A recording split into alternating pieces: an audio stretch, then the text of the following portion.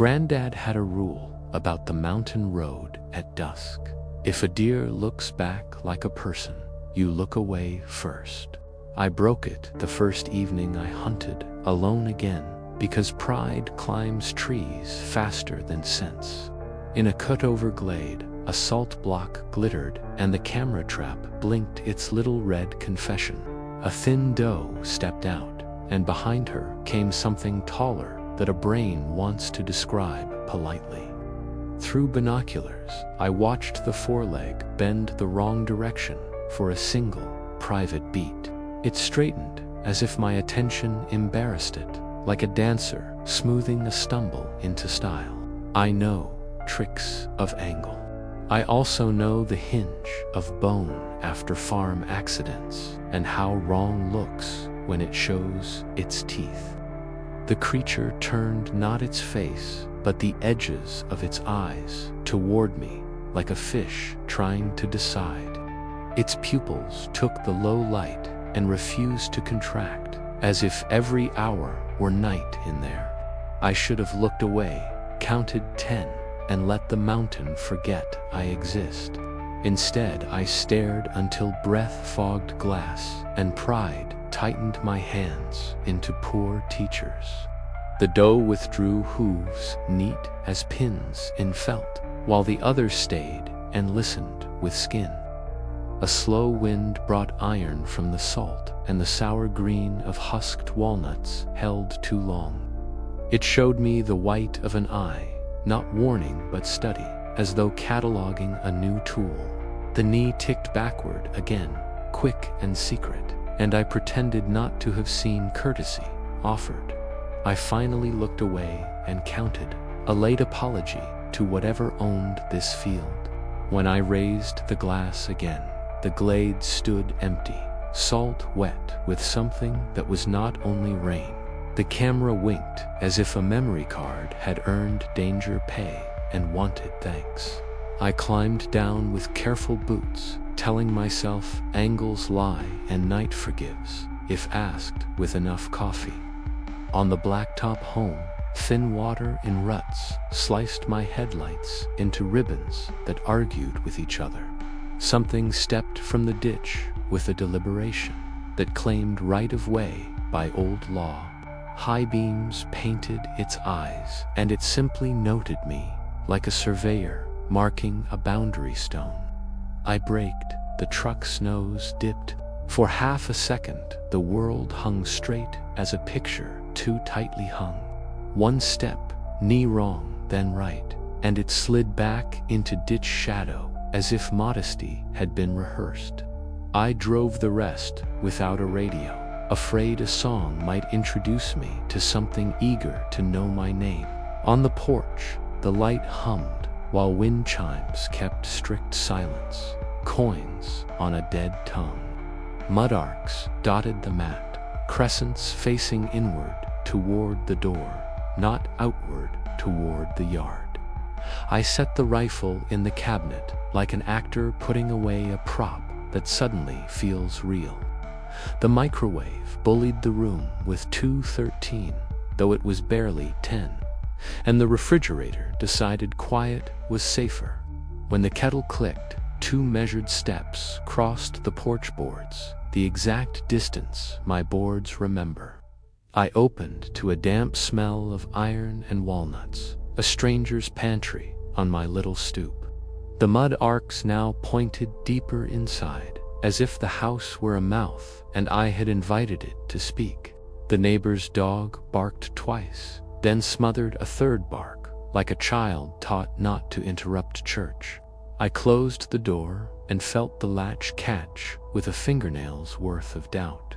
Morning scrubs most stories, but it left one clean crescent at the threshold, like a pointed question. At the glade, I swapped the camera card and told the trees I was tired of my imagination. The card showed raccoon business, wind, and an older version of my face. Between frames, a shoulder and the corner of an eye appeared without ever admitting to a face. The timestamp skipped 3 seconds, as if the camera flinched and denied it afterwards. At work, My phone rang from a number that used to be mine when I lived 2 counties away. A voice said my surname, flat and exact, like a correction made without breath behind it. I asked who was calling. The line answered with a sound like grass, agreeing to bend the same way. Afterward, the office walls felt like trees had been growing there longer than the paint. Driving home early, I found the neighbor woman trimming kudzu, her scissors snapping like small sermons. Without looking up, she tied a red ribbon to my post and told me not to say my own name outdoors. I made a little laugh that fit between bird calls and asked if this was for coyotes and rude men. She said names draw lines and lines are roads, then discussed tomatoes with great dignity. That night on the porch, my fork clicked on the plate like hooves tallying. Something moved beyond the boxwood without rustle, compressing air the way a storm takes measurement. I counted to 10 and back, a trick for toddlers and pride, and a scrape came from packed earth under the steps. I called 911, spelled my name as instructed, and the porch boards repeated it softly back to me. Far at the road, a reflector winked twice like a patient creature moistening its eyes. I carried the rifle out and felt foolish, heavy, and exactly the man stories like to punish. The truck started on the 3rd try, which is when old engines and old ideas make a truce. Gravel spat. The ditch line kept pace, black as a friendly dog with plans. In the rear view, the same curve returned, then again, then a 3rd time, with the same posture of trees. I pulled over and let the engine idle until the ticking could be mistaken for breathing. Hands on the hood, eyes down, I rehearsed humility as if it were a skill you can sharpen. Across the stripes, a shape matched each white bar with mathematical politeness. Its shadow traveled over my boots, and I kept my head low like a man in prayer he cannot endorse. Walnuts and wet fur and copper sat in the air like a dare. The grill chrome caught 2 points of light where mine should be, too far apart, too patient for heat. It shifted weight and offered me the wrong then right knee again, a private courtesy for a student who finally listens. When it left the road, the ditch accepted it with a softness ditches do not usually show. I crept home in 1st gear, apology translated into motion. Dawn bleached the yard until fear looked foolish and then stubborn. Around the door, hoof crescents and my boot prints overlapped like neighbors forced into one photograph. The last crescent faced inward and shone as if polished by boards that have learned a gait. Nothing had entered, not according to the testimony of locks and paint. The house nevertheless smelled faintly of green walnut and rain from a storm that never arrived. Softly, I spoke my first name to hear if it still belonged to me. The wind chimes answered with the tiniest movement, the nod of a judge who already decided. I tightened the ribbon on the post because doing something sometimes wears the costume of safety. That evening, I sat on the step and kept my eyes where humbled men keep them, on the ground that holds them up. At the yard's edge, a tall practice of movement grazed my attention and turned the white of an eye without asking me to meet it. I looked away, fast, and counted carefully, 10 down to 1, a bus stop for fear. When I finished, the shrubs breathed again like ordinary shrubs. Later, the microwave insisted on 213 until I pulled the plug and left the cord like a tail on the counter. Walking the dark hall, I listened for steps that matched mine too well and heard only the old wood learning. Some rules are less about safety than courtesy. To ward what has been here longer than anyone who builds porches.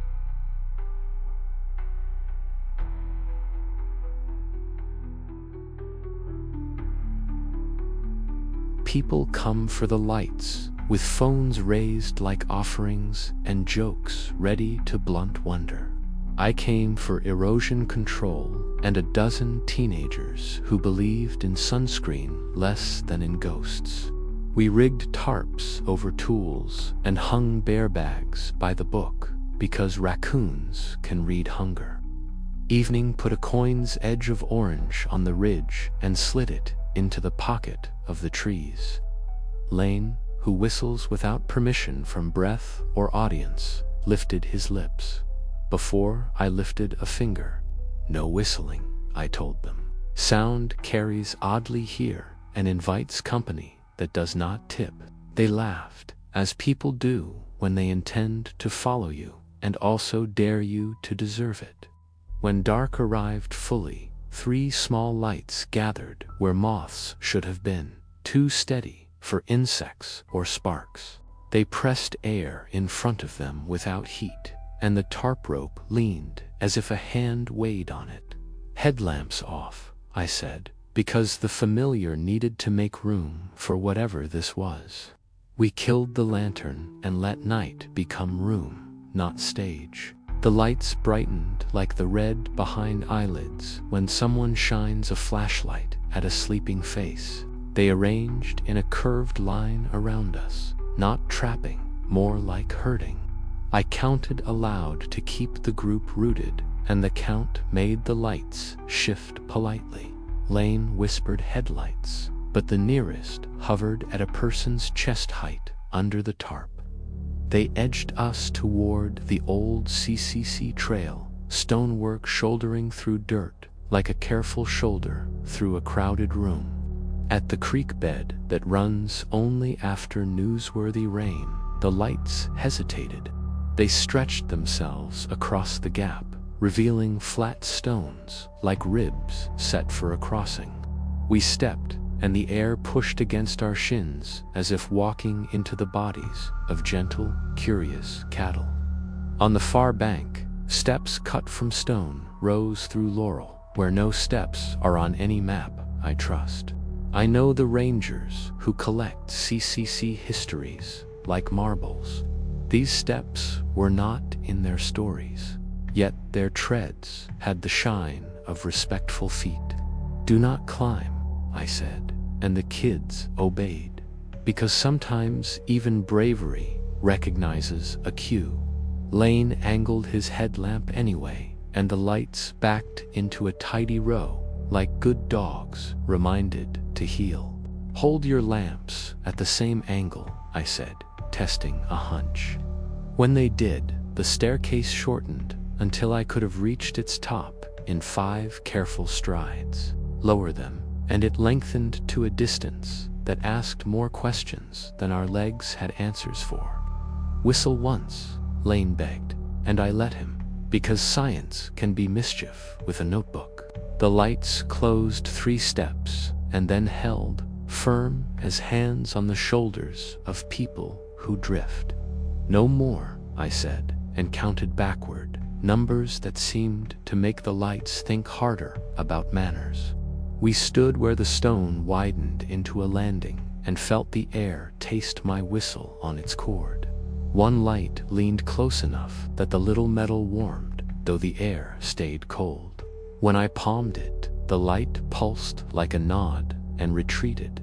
Back at the dry bed, the ribs became ordinary river rock again, mean to ankles and practical shoes. The lights hovered on their bank, unwilling to cross whatever truth water holds even when water is absent.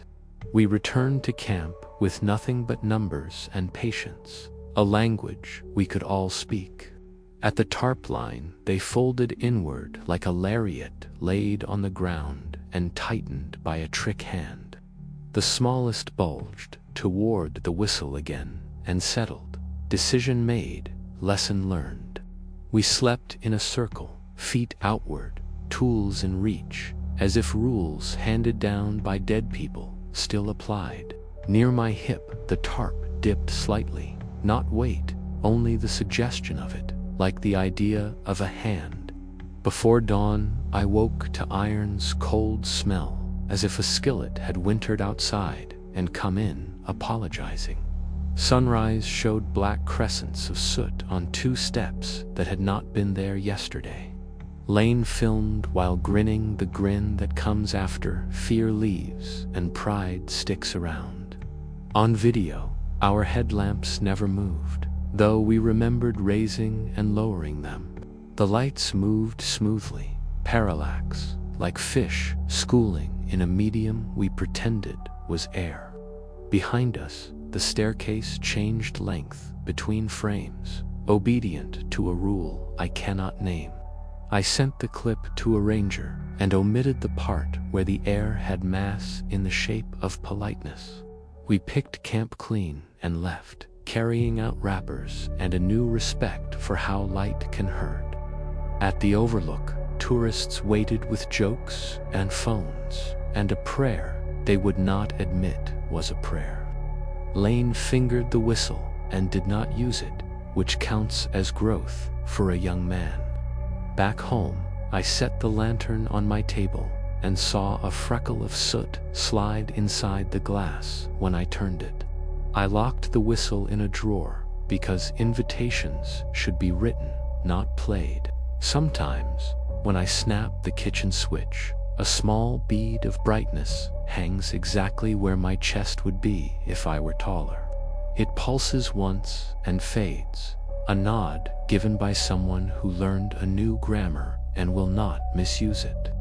When I walk the dark hall, I count backward, and the space between steps feels measured by more than me.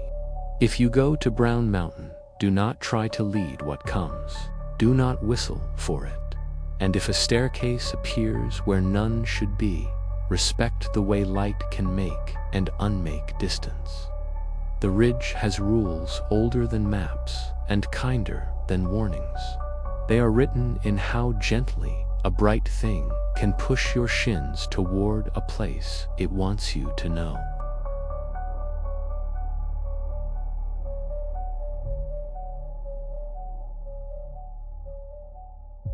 The pull-off sign was sheet metal with 5 bullet wounds and 2 coats of paint, and someone had stenciled no whistling across the holes. Brett bet me $5 I would not do it, which is exactly the price of most dumb ideas. I can hit notes, my dad says, because funerals on his side are choirs disguised as meals. So I gave the valley for clean tones from a marching warm-up, polite as a knock on a borrowed door. The echo came back a half step lower, like the hill had a sore throat and wanted sympathy. Rhea laughed and called it wind. The wind tried the word wind back at us and swallowed the last consonant of Jocks filmed. Because Jocks films everything badly and sometimes accidents pay. I whistled my name because I am exactly that kind of fool, and the valley returned it damp and careful. Rhea told me to quit while it felt fun, which is her plan for surviving our county. We drove off with windows cracked, as if night were smoke we could let out. In my kitchen, the freezer seal exhaled and matched my melody wrong by half a step. The door chime rang its neat major third and then repeated it a little lower, like it had embarrassed itself. I shut the chime off and told myself batteries are a kind of weather, and weather is no one's fault. In the hall, air moved as if a person had crossed it while I studied my phone. I slept with the radio low so a stranger's voice could keep my name from being the only sound. At 3, static rose and spelled my 4 notes before finishing with my name in a patient librarian tone. Morning came honest and ordinary, which is how morning forgives. At school, the vents whispered whenever the blower kicked, and the syllable sounded like who more than hello. I pretended not to hear, and the vents pretended not to learn me better. We met at Brett's dad's shop, where the lift makes a stage and the tools make a choir when anything trembles. Jocks brought a recorder he barely understands and zeal that works better than math. We closed the doors, left one work light burning, and whistled the warm-up once. On the pegboard, every wrench sang a thin ring, and then the pegboard tried my last name and missed the crisp parts. Brett clapped like we had trained something, and I told him to hush because the air felt like a stranger leaning too close. Rhea suggested milkshakes, her cure for 80% of curses and most boys. We stood very still, and I could feel sound searching for a mouth. To warn my brother not to drop by, I whispered his nickname, and the oxygen regulator pinged it back half a step low. Rhea grabbed my wrist and squeezed a promise that she would not say my name again. We killed the light and let the door chime sing us out, because leaving a small song behind felt like manners. At home, Dad asked who taught me to whistle up company and whether I planned to keep it. He says stories remind weather where to go, and girls who bring weather home should mop. After he went to bed, I tried a forum trick for houses that talk. I set the radio between stations, turned on the bathroom fan, and whispered without names until the walls lost interest. It worked long enough to taste toothpaste like peace. Then the fan dropped a note and said "here" so softly it could have been dust on the tongue. I counted ceiling fan clicks, which is my way of not praying, and almost believed in sleep. At 2, the radio climbed exactly a half step and spoke my name perfect on the second try. The voice was my recorded voice, the one I hate because it sounds like someone who thinks she is fine. I stepped to the porch for cold and honesty. Between the boards, the gap hummed low, like the valley had threaded wire through my floor. We decided to trap it because mercy sometimes looks like a box you plan to open later. Brett's uncle keeps a junked school bus behind his shop, and the door shuts when the wind begs. We swept cans and saints from the aisle and wrote a plan that would still sound brave afterward. Jocks set the recorder on the cracked driver's seat and pointed the camera at empty air. I whistled once and said, clearly, "Who's there?" in my choir voice my teacher loves and my father distrusts. The bus answered, "Who's here?" with a throat made from radiators and gum. Rhea swore and apologized to the air like it kept a ledger. We tried rhythm instead of melody, and the floorbolts vibrated in time, passing the beat along like ants with a crumb. I felt my name gather behind me, the way a crowd does for street music. It wanted a mouth, and I had offered mine first. We learned a rule by accident. Numbers make it drift. Names make it stay. Speak 10 to 1, and the room loses interest. Say any name, and everything hard learns a syllable it wants to keep. We left without goodbyes, because goodbyes end with names if you are careless. At dinner, Dad used my full first name like a mild scold. The kitchen vent returned it perfect, and then softer, like a memory practicing alone. He set his fork down very carefully and suggested I not whistle for a while, as if asking thunder to respect weekdays. I promised, which meant nothing to the part of the house already fluent. That night, the hallway hummed under drywall like a refrigerator 2 rooms away. We drove back to the pull-off to put the sound where it belonged. Rhea kept the car in its lane and the plan on rails. Jocks cued a track of ugly intervals, borrowed from a professor's blog. We stood in a line and breathed like a choir, about to be judged. I counted 10 down to 1, leaving no place for names to hook. The valley held its breath longer than hills should be able to. Jocks played the dissonance. The air shivered once, the way a stage settles under dancers not quite visible. We waited, because patience is sometimes the only door that closes. The drive back tasted like relief that had not decided to stay. That night, the door chime behaved. The freezer sang only cold. I slept with the fan on, and my name did not arrive in any register I can sing. At 5, the radio clicked to life without moving its dial, and spoke my name in my exact human tone. No static followed, only a silence a room keeps after a decision gets made. I unplugged the cord, and it finished the word, because lessons learned do not ask permission to exist. In the morning, the bus keys sat on my mat, a joke Brett will deny until judgment. From the gap between boards, air rose and made a tiny tone I cannot place on a piano. I do not whistle now. I hum numbers when the house leans toward me. The vents keep to air and the freezer keeps to frost. At the pull-off, someone painted over no whistling and wrote, "Take your trash," in neat letters that the valley repeated half a step low, almost kind.